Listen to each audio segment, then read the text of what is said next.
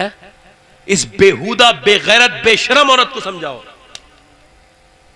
सुनो इमाम हुसैन का फरमान, फरमाते औरत का पर्दा मर्द की गैरत का बताता है।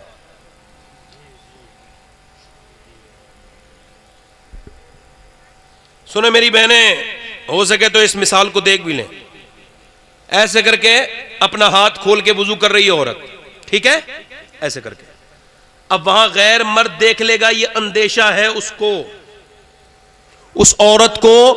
अब अगर नहीं करेगी वुजू, नहीं अगर वुजू करेगी तो उसको नमाज पढ़नी है, और वुजू करेगी तो उसका जो हाथ है वो गैर लोग देख लेंगे। मजबूरी है, ऐसी जगह पानी है और कहीं पानी नहीं है, तो फुकहा ने लिखा वो औरत वुजू ना करे, तयम्मुम करके नमाज पढ़े।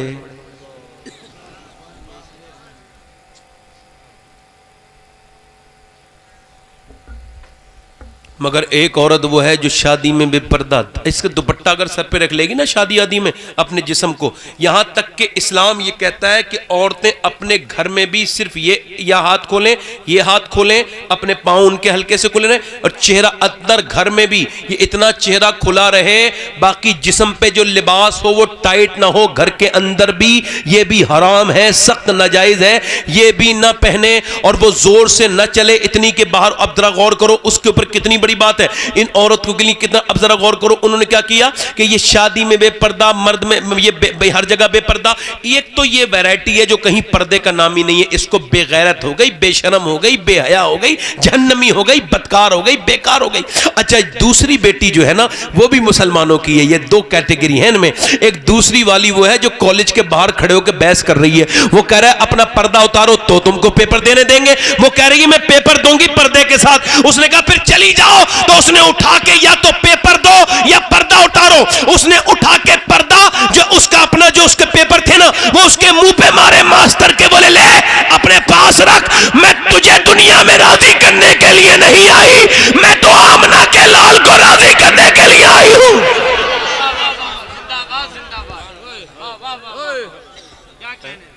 मेरी तकलीफ खत्म हो रही है। सुनो, अब पहली वाली वो है जो करबला को जिसे नहीं पता भूल गई, और दूसरी वाली को करबला याद है कि हुसैन ने सबकी लाशें उठाई हैं। तवज्जो करना ध्यान से, शहादत का वक्त है, ध्यान से, जरा ध्यान से सुनो। इमाम ने सबकी लाशें उठा ली, भाइयों की, भतीजों की, बेटों की, सबकी लाशें उठाई। अपने 6 महीने के बेटे की भी लाश घर में ले आए इमाम हुसैन। और सुनो, हुसैन जब करबला आए थे तो दाढ़ी के कुछ बाल सफ़ेद थे, मगर आज जब हुसैन का दोपहर हुआ है ना तो सारे बाल जो है ना वो सारे सफ़ेद हो गए। हुसैन के पूरे बाल सफ़ेद हो गए 1-2 घंटे के अंदर, सारे बाल।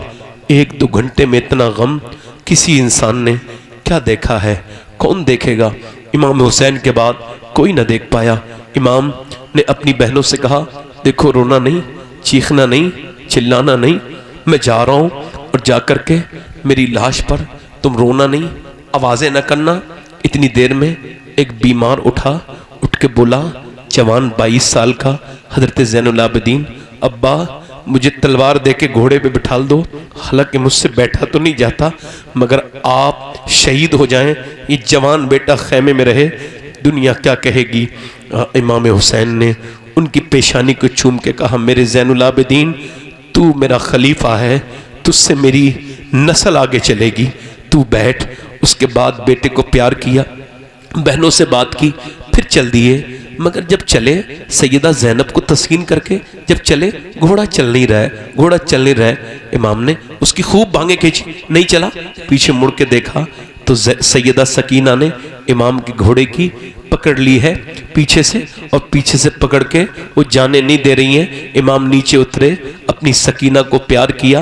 अच्छा, जब हम लोग घर से निकलते हैं अपने तो बच्चे रोते हैं, हमारा भी दिल, मगर हुसैन उस अज़्म इस्तक़लाल के पहाड़ का नाम है कि जिसने अपनी बेटी को चूमा और कहा नाना के दीन के लिए जा रहा हूँ, मुझे न रोक मेरी सकीना। सकीना पीछे हट गई, इमाम आगे बढ़े।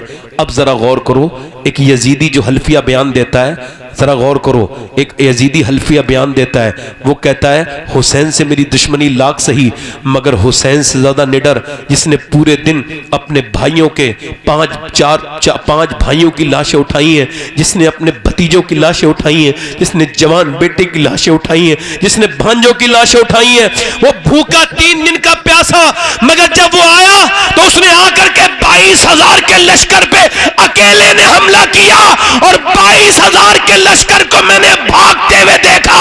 उसने ये बता दिया कि दुनिया में हुसैन से ज्यादा ताकतवर कोई इस वक्त दुनिया में नहीं है। उसने बताया हुसैन शेर की औलाद है और खुद भी शेर है। कचकुलाई पे न जाए इसमें रखा ही क्या है, और दरे शबीर जो मिल जाए तो शाही क्या है। मेरा इमाम आगे बढ़ा और जाकर के जब आपने तलवार के अपने जोहर दिखाए हैं तो फिर उसने कहा शिमर ने तलवार से न लड़ो न जीत पाओगे, तीर मारो दूर से तीर। बुज़दिल तीर मारो तीर। क्या करो, ऐसे ना बयान किया करो करबला के हुसैन जैसे फंसे हुए थे, हुसैन निकलना चाहते थे, ऐसे लोग बयान करते हैं। हम करबला ऐसे बयान करते हैं, हम बोलने वाले लोग नहीं है हाय हुसैन, नहीं, हम कहते हैं हाय नहीं वाह हुसैन। हो अब तो उबैदुल्लाह बिन ज़ियाद ने कहा 10,000 फौज नहीं चाहिए, यजीद से कहा और फौजी दो मुझे। उसने कहा यजीद ने तेरा दिमाग सही है, अरे 72 लोगों को 10,000 काफी है। उसने कहा तूने 72 देख लिए यजीद, ये नहीं देखा उसमें अली के पोते कितने हैं, अली के बेटे कितने हैं। अगर वो एक साथ आ गए तो 50,000 फौज को भी खदेड़ के रख देंगे। शिमर ने कहा तीर मारो। मेरी बहनें सुने और आप भी सुने, बस ये आखिरी हिज्र की आखिरी हिचकी है, गौर से सुन। जीस्त की आखिरी हिचकी है, गौर से सुन। जिंदगी भर का खुलासा इसी आवाज में है। ये जो है ना इमाम, उसने कहा इस तीर मारो। अब जब तीर आने लगे, पहला तीर पंख से इमाम के सीने में लगा, पहला तीर लगा, उधर आवाज आ गई, कहां से, खेमे से। इमाम पलटे। जितने गैरतमंद लोग हैं मेरी इस बात को सुने, बेगैरत से गुजारिश है कि अपनी गैरत को जिंदा कर। बेगैरत की जिंदगी कुत्ते से बदतर जिंदगी है। उसकी क्या जिंदगी है जिसके अंदर गैरत मर गई। इमाम वापस पलटे।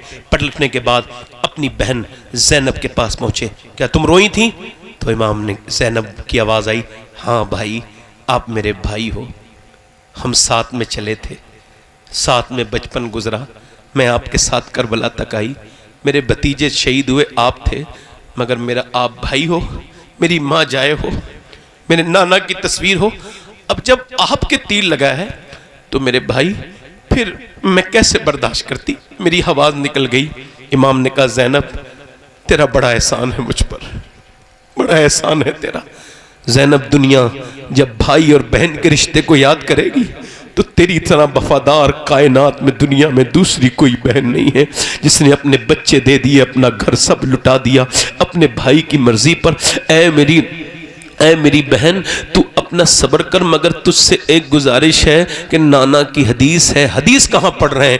काश कि मैं शादियों में पढ़ देता, काश कि मैं अपनी बहनों के सामने इस हदीस को पढ़ देता। अगर मेरी बहनों को कोई ये पैगाम पहुंचाए तो हाथ जोड़ के ये मजलूम भाई उनसे कह रहा है हुसैन तीर सीने में लगा हुआ है, 3 दिन का भूखा प्यासा मेरे नबी का नवासा हदीस पढ़ रहा है और कहते हैं मेरी बहन आवाज बाहर नहीं जानी चाहिए। नाना की हदीस है कि औरत की आवाज भी औरत है, औरत की बाहर नहीं जानी चाहिए। जैनब ने कहा ठीक है मेरे भाई। फिर हुसैन चल दिए। हुसैन जब चले तो अब तो तीरों की बारिश होने लगी। 1-2 तीर नहीं, हुसैन का पूरा जिस्म तीरों से जो है वो भर गया।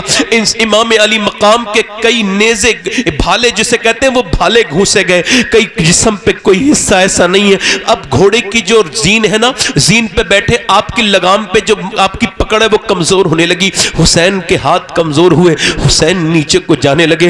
हुसैन जब नीचे को गए तो तारीख ने एक बात लिखी है, मुअर्रिख कहता है जब हुसैन नीचे को आए तो आपके लब हिल रहे थे और लब हिल रहे थे और हुसैन क्या कहते थे, इतने जख्मों के बाद गिरते हुए जमीन पर हुसैन दुआ मांग रहे थे और कहते थे अल्लाह मेरे नाना की गुनहगार उम्मत को बख्श देना मेरे रब।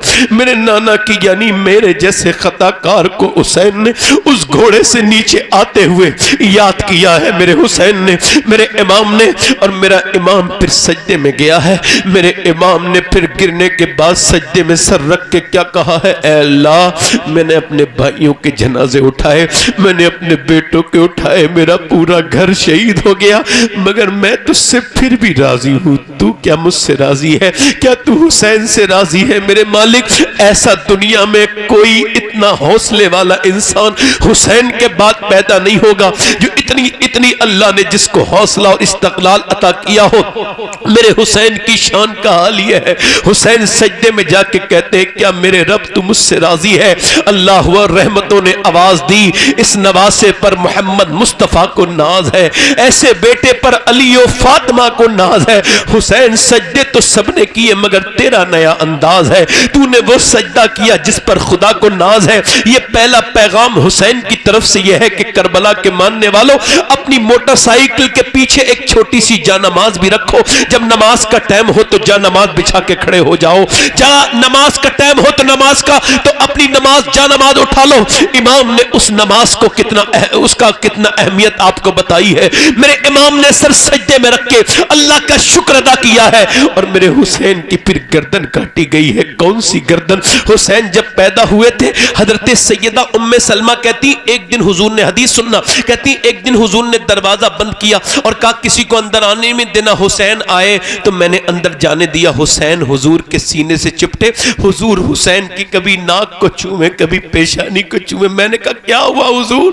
फरमाया एक फरिश्ता करके ये पैगाम सुना के गया है और ये मिट्टी दे के गया है, आपके नवासे हुसैन को शहीद कर दिया जाएगा। मैं अपने हुसैन की शहादत के लिए दुआ करता हूँ, अल्लाह मेरे बेटे को सब्र अता करना। मेरे नबी दुआ, हुसैन अकेला कायनात में ऐसा शहीद है जो शहीद बाद में हुआ, जिसका गम मेरे हुजूर ने पहले ही किया, मेरे आका ने पहले ही किया। मेरे आका करीम, मेरे रहमत आलम, एक अम्मी उम्मे सलमा फरमाती, सैयदा उम्मे सलमा उम्मुल मोमिनीन, मैंने देखा करबला की 10 मुहर्रम वाले दिन हुजूर ने को ख्वाब में, सरकार का ख्वाब सच्चा होता है, सरकार जिसके ख्वाब में आते हैं, सरकार किसी कुछ देते हैं, सरकार को यह पता होता है मैं किसके ख्वाब में जा रहा हूं, सुन लेना। सैयदा उम्मे सलमा कहती हैं, मैंने देखा हुजूर की जुल्फें जो है ना उस पर गर्द है और आपके हाथों में खून है, खून शीशी में खून है। मैंने पूछा हुजूर कहां से आए, गर्द कैसी है? कहा मैं करबला से आया हूं, मेरे हुसैन के साथियों को और मेरे बेटे को शहीद कर दिया गया, मैंने इसमें खून जमा कर लिया है अपने बेटों का और उसके साथियों का। मैं कहता हूं उसूल ये था, एक तरफ आले रसूल का खून होता, एक तरफ उनके गुलामों का खून होता, मगर हुजूर ने सबको शीशे में मिला दिया और शीशे में मिला के दुनिया को यह पैगाम दे दिया, जो मेरी औलाद से मोहब्बत करेगा वो दुनिया में भी उसके साथ रहेगा और कयामत के दिन भी उसका अलग हिसाब नहीं होगा, मेरी औलाद के साथ ही होगा। मिला दिया मेरे हुसैन। और सुनो, हुसैन के बाद फिर जब सैयदा ज़ैनब बाहर को निकली, बस मेरी बात ख़त्म हो रही है, बाहर को निकली और आपके खेमे जलाए, दुपट्टा छीना, तवज्जो करना, दुपट्टा छीना, चादर छीनी। सैयदा ज़ैनब ने 5000 किलोमीटर का सफ़र किया है करबला के बाद। कहाँ से? यहाँ से कूफे से और वहाँ तक शाम तक और दमिश्क से लेके आपने सफ़र किया मदीने तक, मगर 5000 किलोमीटर के सफ़र में इमाम ज़ैनुल आबिदीन कहते हैं मैंने अपनी फूफी कभी तहज्जुद की नमाज भी क़ज़ा होते नहीं देखी। ऊँट की नंगी पीठ पर, तवज्जो करना, ऊँट की नंगी पीठ पर बैठ के, आज जब उनकी चादर छीनी ना तो उन्होंने पहले अपने बाप अली की तरफ को चेहरा किया, कहा मेरे बाबा अली, मैं वही ज़ैनब हूँ जिसके पाँव के निशान आप मिटवाते थे और कहते थे जाओ हसन हुसैन अपनी बहन के पाँव के निशान मिटा दो। मैं नहीं चाहता कि मेरी ज़ैनब के पाँव के निशान भी कोई देखे। आज खानकाहें बना ली, बड़े बड़े नाम कर लिए, बड़े अपने आप को अली वाले कहते हैं, और तुम्हारे घरों की औरतों का क्या हाल है, तुम्हारी बेटियों का क्या हाल है। और कव्वालियों पर नाचने वालों, बेशरम बेगैरतों, तुम अपनी बहनों और बेटियों को भी तो देखो। अपने आप को अली कहने, अली वाला मौलाई कहने वालों, बदतमीजों, अजमेर के बेगैरत मुजाबिरों, अपनी बेटियों को तो देखो वो कैसा मुजरा सा कर रही है, नाच रही है, तुम्हारा अली से क्या ताल्लुक है? अली से उसका ताल्लुक है जिसके घर में शरीयत की पाबंदी होती है। अली उसके है जिसके घर में शरीयत की पाबंदी होती है। फिर सैयदा ज़ैनब ने अपने नाना मुस्तफ़ा की तरफ को देखा और मदीने की तरफ को मुंह करके कहा, नाना मैं वही ज़ैनब हूं, जब पैदा हुई थी तो आपकी आंख के आंसू मेरे गाल पर गिरे थे और फिर आप रोए थे और आपने फरमाया था ज़ैनब का चेहरा बिल्कुल अपनी नानी खतीजा की तरह है। आज आपकी बेटी की ज़ैनब के सर से चादर छीन ली गई है, मैंने बालों से पर्दा कर लिया है, मेरे नाना मुझसे नाराज ना होना, आप मुझे माफ कर देना। इमाम ज़ैनुल आबिदीन कहते हैं मैंने अपनी फूफी की तरह किसी ऐसी इतनी अजीम औरत नहीं देखी जैसी मेरी फूफी है। फरमाते हैं मैंने अपनी फूफी से एक दिन कहा, ऐ मेरी फूफी ये सजदे आपके करबला में होते रहे, भाई शहीद हो गए, आपके भांज बेटे शहीद हो गए, आप करबला में सजदा करती रही, पर्दा करती रही, ये कहां से सीखा? कह लगी किसी और से नहीं, अपनी मां फातिमा ज़हरा से मैंने सजदे सीखे हैं, पर्दा भी उन्हीं से सीखा है। आज के बाद जब कोई करबला बयान करे अधूरी ना करे, पूरी करे। करबला का हुसैन अगर लाजवाब है तो करबला की ज़ैनब का भी कोई जवाब नहीं मिलता। अगर करबला का नवासा लाजवाब है तो नवासी ज़ैनब भी लाजवाब है।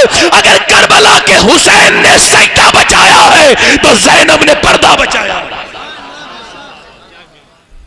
बस ये मेरी तकरीर थी। हक के साथ हो जाओ, बातिल से बचो।